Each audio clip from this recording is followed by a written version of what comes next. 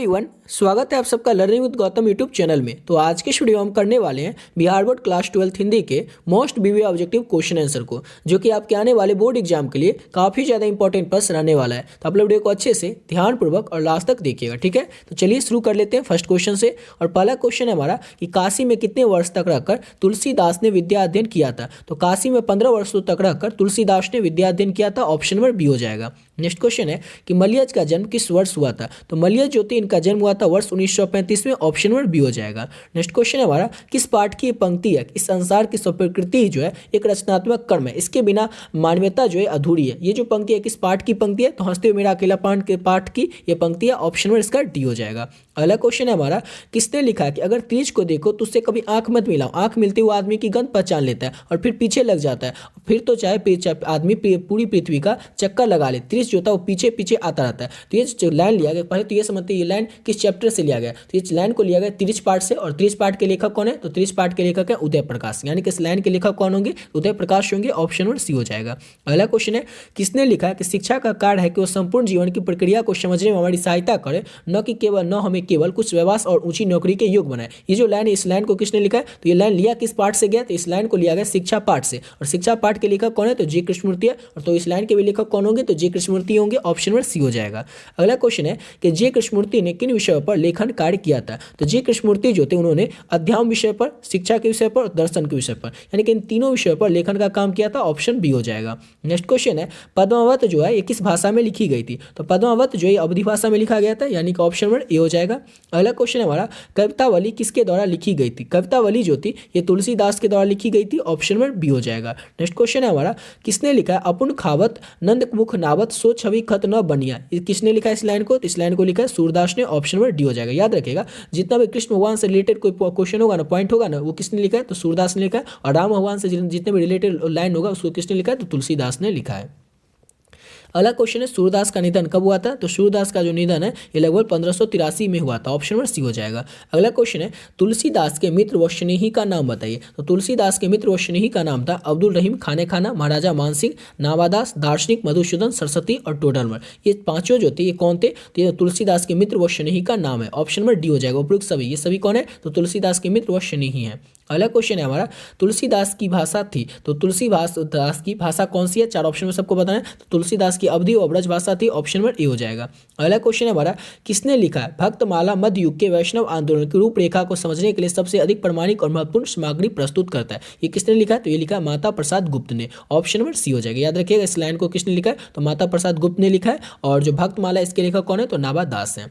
अगला क्वेश्चन है हमारा कि भक्तमाला में कितने छपे हैं। तो भक्तमाला में 316 छपे हैं, ऑप्शन नंबर इसका सी हो जाएगा। याद रखिएगा भक्तमाला में 316 छपे हैं। अगला क्वेश्चन है हमारा भूषण की भाषा कौन सी थी। भूषण की कौन सी भाषा थी, तो भूषण की भाषा जो थी वो ब्रज भाषा थी, ऑप्शन नंबर इसका ए हो जाएगा।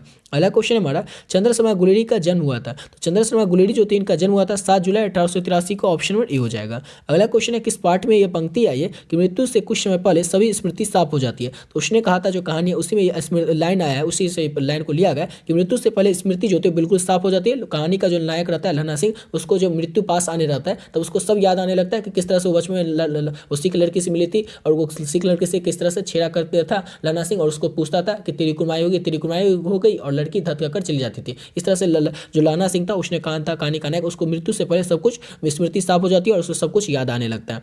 अगला क्वेश्चन है बालकृष्ण भट्ट के मन में अध्ययन व रुचि की लालसा किसने जगाया था। तो बालकृष्ण भट्ट की जो माता थी उनकी माता का नाम था पार्वती देवी, इन्होंने ही बालकृष्ण भट्ट के मन में अध्ययन व रुचि की लालसा जगाया था। अगला क्वेश्चन है हमारा रामपुरवा कहाँ है। तो रामपुरवा जो है भितरवा के पास है, ऑप्शन नंबर ए हो जाएगा। याद रखिएगा रामपुरवा कहाँ है, तो भितरवा के पास है। जयप्रकाश नारायण की पत्नी का क्या नाम था। जयप्रकाश नारायण जो थे इनकी पत्नी का नाम क्या था, तो इनकी पत्नी का नाम था प्रभावती देवी, जो कि प्रसिद्ध ब्रज किशोर गांधीवादी की पत्नी और बेटी थी। याद रखिएगा जो प्रभावती देवी थी ना, ये ब्रज किशोर जो प्रसिद्ध गांधीवादी नेता थे ब्रज किशोर प्रसाद, उनकी पुत्री थी प्रभावती देवी, और उनकी प्रभावती देवी जो थी ये कौन थी, तो ये जयप्रकाश नारायण की पत्नी का नाम था, ठीक है। और याद रखिएगा जयप्रकाश नारायण को लोकनायक के नाम से और जेपी के नाम से भी जाना जाता था, ये भी आप लोग याद रखिएगा। अगला क्वेश्चन है हमारा कि जयप्रकाश नारायण को कौन सा पुरस्कार मिला था। जयप्रकाश नारायण जो थे उनको 4 ऑप्शन में सबको बताना है कौन सा पुरस्कार मिला था। तो मैग्सेसे सम्मान, एक भारत रत्न पुरस्कार मिला था जयप्रकाश नारायण को, ऑप्शन नंबर डी हो जाएगा।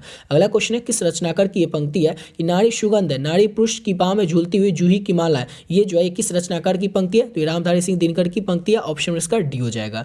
अगला क्वेश्चन है हमारा किसने कहा कि पुरुष जब नारी का गुण ले लेता है तब वो देवता बन जाता है, किंतु नारी जब नर का गुण सीख लेती है तब वो राक्षसी बन जाती है। ये जो लिखा है, ये जो लाइन है, ये किसने लिखा था। तो ये लिखा था दिनकर ने, ऑप्शन नंबर इसका क्या हो जाएगा। तो ऑप्शन नंबर इसका सी हो जाएगा। अच्छा कि ये लाइन लिखा किसने था। तो ये लाइन जो है ये लिखा था प्रेमचंद ने, ठीक है ना। ये लिखा गया था चैप्टर जो रामधारी सिंह दिनकर के द्वारा लिखा गया चैप्टर अर्धनारीश्वर, उसमें पॉइंट लिखा गया था। लेकिन ये लिखा किसने था, ऐसा कहा किसने था। तो प्रेमचंद ने कहा था। प्रेमचंद ने कहा था कि पुरुष जब नारी का गुण ले लेता है ना तब वो देवता बन जाता है, किंतु नारी जब नर के गुण सीख लेती है तो राक्षसी बन जाती है, ऐसा लिखा था प्रेमचंद ने। लेकिन किस चैप्टर में से लिया गया क्वेश्चन को, ये इनके लाइन को लिया गया अर्धनारीश्वर पाठ से। अर्धनारीश्वर पाठ के लेखक कौन है, तो दिनकर जी है। अगला क्वेश्चन है हमारा किस पाठ में ये उद्ग्रहण आया, किस समय में यही सोच रहा था कि उदंत और चंचल मालती आज कितनी सीधी और कितनी शांत हो गई और एक अखबार के टुकड़ों को तरसती है, यह क्या, यह क्या। ये जो है किस पाठ से आया, लिया गया लाइन को। तो रोज कहानी से लिया गया इस लाइन को। कि लेखक जो है वो सोचने लग गया कि आज मालती कितना पहले चंचल थी और आज कितना सीधा सरल और शांत हो गई है, ऐसा लेखक सोचते हैं।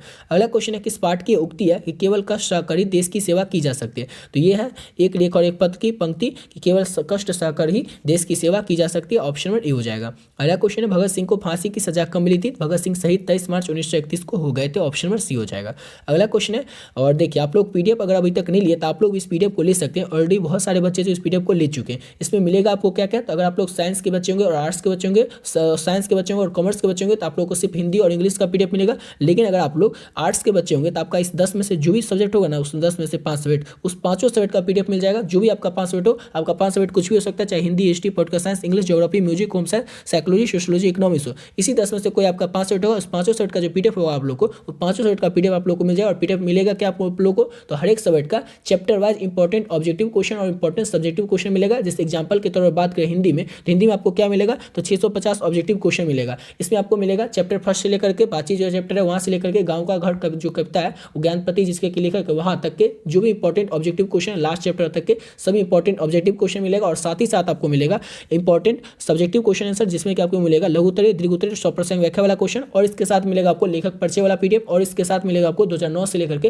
2023 तक के जो भी क्वेश्चन पूछे गए पिछले साल में, ये सब आपको मिलेगा। और सेम इसी तरह से आपको हर एक सब्जेक्ट में जो भी आपका सब्जेक्ट होगा सभी सब्जेक्ट में इतना कुछ आपको देखने को मिलेगा। अगर आप लोग इसको ले लेते हैं और इसको पढ़ करके बहुत ही कम समय, ऐसा नहीं कि सबको आपको पढ़ने बहुत ज़्यादा टाइम लगेगा, बहुत ही कम समय आप लोग पढ़ सकते हैं। एक सब्जेक्ट को आप लोग 7 से 8 घंटे में तैयार कर सकते हैं। अगर इस सब सब्जेक्ट को आप लोग पढ़ लेते हैं तो आपके आने वाले बोर्ड एग्जाम में आपके बहुत ही बढ़िया नंबर आएंगे। आपका जो भी 500 सब्जेक्ट होगा उस 500 सब्जेक्ट का पीडीएफ लेकर के आप लोग बहुत ही बढ़िया तरीके से और बहुत ही कम समय इसको कंप्लीट कर सकते हैं, पढ़ सकते हैं और अपने आने वाले बोर्ड एग्जाम में बहुत ही बढ़िया नंबर ला सकते हैं। और आपके आने वाले बोर्ड एग्जाम में जो भी प्रश्न आएंगे ना, उसका 99% क्वेश्चन जो है इसी पीडीएफ से आपको देखने को मिल जाएगा। क्योंकि इस पीडीएफ में हर एक चैप्टर के हर एक इंपॉर्टेंट ऑब्जेक्टिव और हर एक इंपॉर्टेंट सब्जेक्टिव क्वेश्चन आंसर को ऐड कर दिए, चैप्टर वाइज ऐड किए। तो क्वेश्चन कहाँ से आएगा, बुक से आएगा। बुक का हर एक इंपॉर्टेंट ऑब्जेक्टिव और सब्जेक्टिव जो भी है वो इसमें ऐड कर दिए, तो क्वेश्चन यहीं से आएगा। जो भी क्वेश्चन आएगा उसका 95% क्वेश्चन जो है, 99% क्वेश्चन जो है वो इसी पीडीएफ से आपको देखने को मिल जाएगा। ठीक है, तो आप लोग इस पीडीएफ को ले सकते हैं। ऑलरेडी बहुत सारे बच्चे जो इस पीडीएफ को ले चुके हैं। अगला क्वेश्चन करते हैं।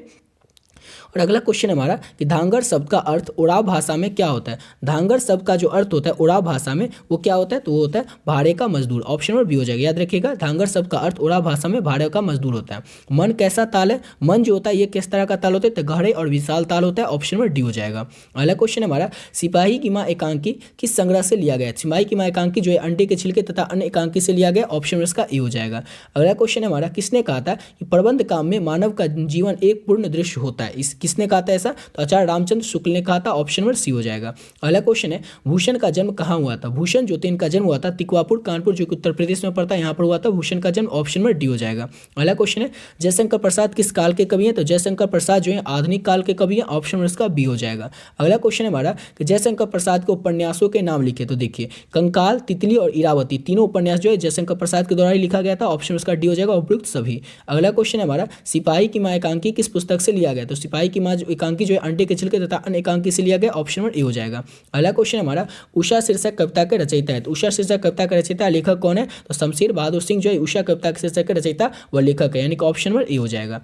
अगला क्वेश्चन हमारा किसने लिखा है कि जादू टूटता है इस उषा का अब सूर्योदय हो रहा है, ये लाइन है किसने लिखा है कि जादू टूटता है इस उषा का अब सूर्योदय हो रहा है, तो शमशेर बहादुर सिंह ने लिखा ये लाइन को, ऑप्शन नंबर ए हो जाएगा। इस लाइन को लिया गया उषा चैप्टर से। अगला क्वेश्चन है हमारा कवि गजानन माधव मुक्तिबोध का जन्म हुआ था, तो कवि गजानन माधव मुक्तिबोध जो इनका जन्म हुआ था 13 नवंबर 1917 को, ऑप्शन नंबर इसका बी हो जाएगा। अगला क्वेश्चन है कवि रघुवीर सहाय का जन्म कब हुआ था, तो कवि रघुवीर सहाय जो है इनका जन्म हुआ था 9 नवंबर 1929 को, ऑप्शन नंबर बी हो जाएगा।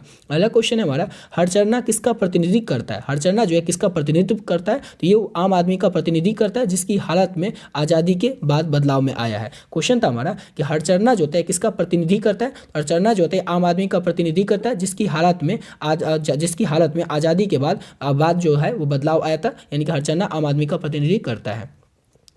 अगला क्वेश्चन है कवि विनोद कुमार शुक्ल को कौन सा सम्मान प्रदान किया गया था, 4 ऑप्शन में से, तो कवि विनोद कुमार शुक्ल को रघुवीर सहाय स्मृति पुरस्कार 1992 में दिया गया था, दयावती मोदी कवि शिखर सम्मान 1997 में दिया गया था, साहित्य अकादमी पुरस्कार 1999 में दिया गया था, यानी ऑप्शन इसका डी हो जाएगा उपयुक्त सभी। ये सभी सम्मान दिया गया था कवि विनोद कुमार शुक्ल को, और यानी कि ऑप्शन इसका डी हो जाएगा उपयुक्त सभी। और कब कब दिया गया था ये भी आप लोग याद रखिएगा, ठीक है। रघुवीर सहाय स्मृति पुरस्कार 1992, दयावती मोदी कवि शिखर सम्मान 1997, साहित्य अकादमी पुरस्कार 1999, तीनों को आप लोग अच्छे से याद रखिएगा। अगला क्वेश्चन है कवि अशोक वाजपेयी का जन्म स्थान है, तो कवि अशोक वाजपेयी जो है उनका जन्म स्थान कहाँ पे है, तो दुर्ग छत्तीसगढ़ में कवि अशोक वाजपेयी का जन्म हुआ था, यानी कि ऑप्शन में इसका डी हो जाएगा। अगला क्वेश्चन हमारा बिना फेरे घोड़ा बिगड़ता और बिना लड़े सिपाही, यह पंक्ति किस कहानी से है, तो उसने कहा था कहानी से पंक्ति को लिया गया, ऑप्शन में डी हो जाएगा। अगला क्वेश्चन है कवि ज्ञानद्रपति का जन्म हुआ था, तो कवि ज्ञानद्रपति जो है इनका जन्म कहाँ पे हुआ था, तो पथरगामा गोंडा जो कि झारखंड में पड़ता है, यहीं पर कवि ज्ञानद्रपति का जन्म हुआ था। अगला क्वेश्चन है हेनरी लोपेज का जन्म कब हुआ था, तो हेनरी लोपेज जो है इनका जन्म हुआ था वर्ष 1937 में, ऑप्शन में ए हो जाएगा। अगला क्वेश्चन है हमारा खाली जगह को भरे चेखव का लेखन शासन व्यवस्था और उसके तंत्र डैश को रेसे रेसे उघाड़ता है, किसको रेसे रेसे उघाड़ता है, तो ये उघाड़ता है अमानवीयता को रेसे रेसे उघाड़ता है, ऑप्शन में इसका सी हो जाएगा।